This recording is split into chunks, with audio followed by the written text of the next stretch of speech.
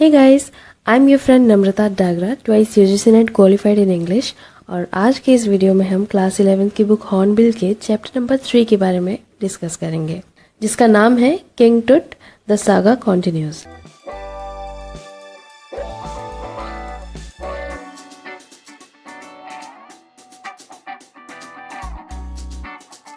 ये कहानी है एक इजिप्शियन किंग की जिसका नाम है किंग टुटनखामुन, या जिसका शॉर्ट नेम है किंग टुट।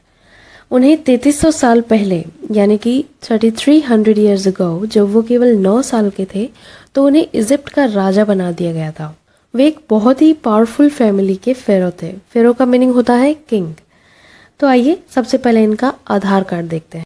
किंग टुट इजिप्ट के बहुत पावरफुल किंगडम से बिलोंग करते थे, जिन्होंने इजिप्ट से कई सेंचुरीज तक रूल किया था।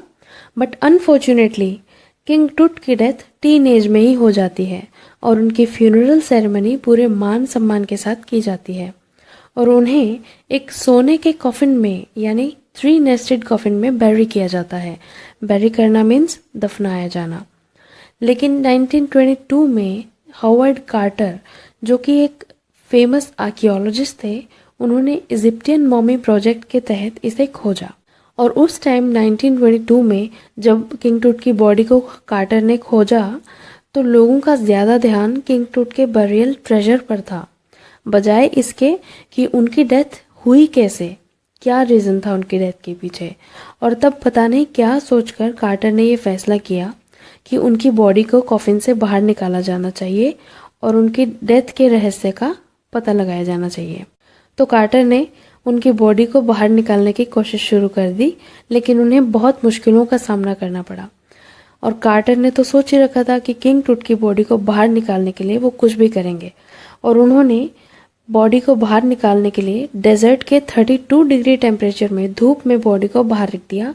लेकिन टुट की बॉडी गोल्ड कॉफिन में रेजिन के कारण चिपकी हुई थी, क्योंकि किंग टुट की डेथ के टाइम जब उनको दफनाया गया था तो वहाँ के रीति रिवाजों के अकॉर्डिंग उसमें रेजिन डाली गई थी ताकि ये बॉडी खराब ना हो।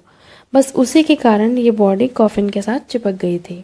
लेकिन तब कार्टर ने किंग टुट की बॉडी का एक एक पार्ट अलग करके इसे निकाला, और इस काम के लिए उन्होंने बॉडी के हर हिस्से को स्क्रैच करके बाहर निकाला और बड़ी बेरहमी के साथ रेजिन को बॉडी के हर पार्ट से अलग किया गया। जब 1922 में कार्टर ने किंग टुट की बॉडी को डिस्कवर किया था, उस टाइम मेडिकल टेक्नोलॉजी इतनी हाई नहीं थी कि उस पर कोई रिसर्च की जा सके। तो उनकी बॉडी को उसी कॉफिन में हर हिस्से को फिर से सेट करके प्रिजर्वेशन फ्लूइड के साथ दोबारा रख दिया गया, और इसी कंडीशन में बॉडी अगले 80 सालों तक पड़ी रही। लेकिन इन 80 सालों में किंग टुट बहुत फेमस हो गए, उनके ऊपर बुक्स लिखी गई, मूवीज़ बनाई गई, और लोगों ने क्वेश्चन करना शुरू कर दिया कि आखिर किंग टुट की डेथ हुई कैसे। उनकी डेथ के बाद इजिप्ट का पूरा शासन राज बदल गया, तो कहीं उनकी मौत मर्डर तो नहीं थी। और इसी वजह से लोगों के मन में किंग टुट की डेथ का रहस्य जानने की क्यूरियोसिटी बढ़ गई। क्यूरियोसिटी यानी उत्सुकता बढ़ गई। और फाइनली 2005 में किंग टुट की बॉडी को फोरेंसिक रिकंस्ट्रक्शन करने का फैसला किया गया, जिसका एम था कि किंग टुट की डेथ का रीज़न जान सके।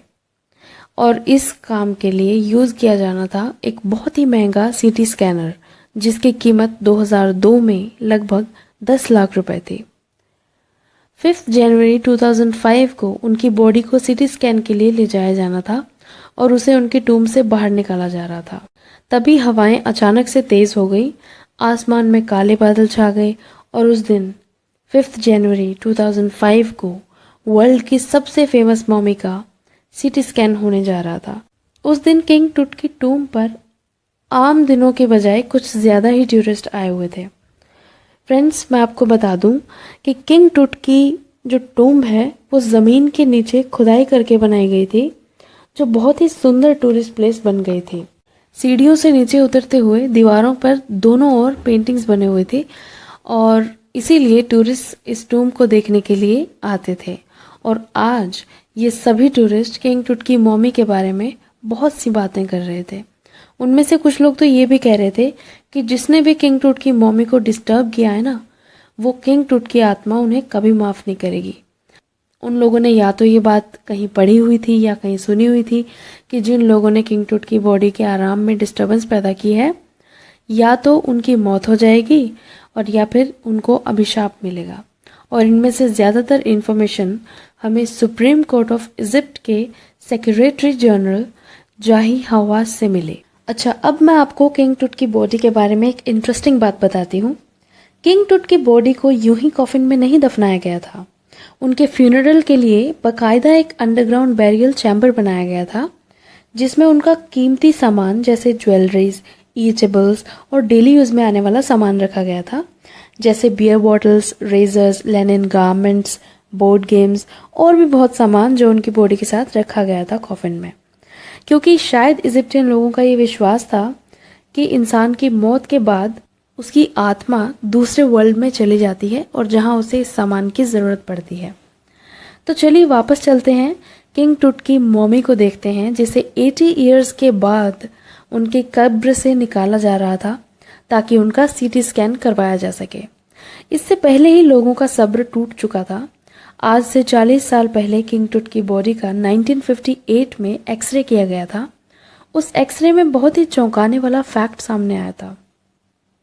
उस एक्सरे से हमें पता चला कि उनकी ब्रेस्ट बोन और फ्रंट रिब भी गायब हैं और इस बात की पूरी संभावना नजर आ रही थी कि आज उनकी बॉडी का सीटी स्कैन करके उनके 2 बड़े सवालों का जवाब मिल जाएगा, जिनका लोग बेचैनी से इंतजार कर रहे थे। उनमें सबसे पहला सवाल तो ये था कि आखिरकार किंग टूट की डेथ हुई कैसे थी, और दूसरा क्वेश्चन ये था कि उनकी डेथ कब हुई, एग्जैक्टली उनकी एज क्या थी जब उनकी डेथ हुई थी। क्योंकि किंग टूट की डेथ के साथ साथ उनकी सदियों से चली आ रही टूट डायनेस्टी यानी कि टूट राजवंश का भी अंत हो गया था। वैसे तो उनकी डायनेस्टी बहुत क्लियर नहीं है, फिर भी चलिए मैं आपको कुछ इंटरेस्टिंग चीज़ें बताती हूँ। एमेनहोटेप III, ये तो क्लियर नहीं है कि वो किंग टूट के फादर थे या ग्रैंडफादर थे, लेकिन उन्होंने लगभग 40 साल तक इजिप्ट पर राज किया था and his ruling period is known as the golden age in the Egyptian rule. इसके बाद एमेनहोटेप IV यानी कि एमेनहोटेप III के बेटे का रूलिंग पीरियड आता है, जो कि अपने फादर की रेपुटेशन को मिट्टी में मिला देते हैं। उन्होंने अपने कुल देवता लॉर्ड अमुन की वर्शिप को छोड़ दिया और लॉर्ड एटन की वर्शिप करने के लिए लोगों को फोर्स किया। इसके अलावा उन्होंने अपना नाम एमेनहोटेप से बदलकर एटन रख लिया, जिसका मीनिंग होता है सर्वेंट ऑफ लॉर्ड एटन, यानी कि लॉर्ड एटन का सेवक। इसके अलावा एटन ने लॉर्ड अमुन के सारे मंदिर बंद करवा दिए और उनकी सारी मूर्तियां जो कि मंदिर में स्थापित की गई होती हैं उनको तुड़वा दिया।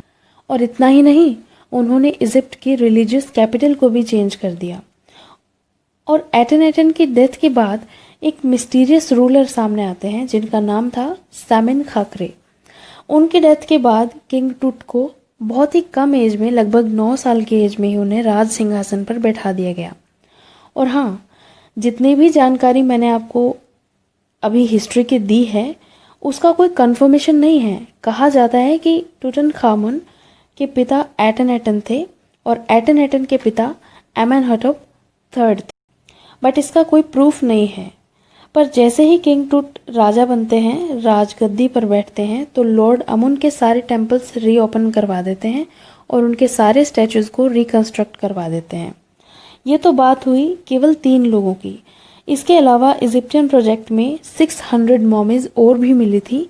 और जैसे कि हमने बताया सीटी स्कैन होने वाला था किंग टूट का, तो जब सीटी स्कैनर में किंग टूट की बॉडी को डाला जाता है ना, तो सीटी स्कैन के सारे कूलिंग फैंस बंद हो जाते हैं। एक्स्ट्रा कूलिंग फैंस मंगवाए जाते हैं और उनके सीटी स्कैन के लिए उनकी बॉडी को स्कैन किया जाता है।